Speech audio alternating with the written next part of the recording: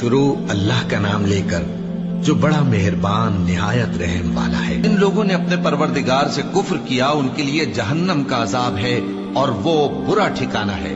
جب وہ اس میں ڈالے جائیں گے تو اس کا چیخنا چلانا سنیں گے اور وہ جوش مار رہی ہوگی گویا مارے جوش کے پھٹ پڑے گی۔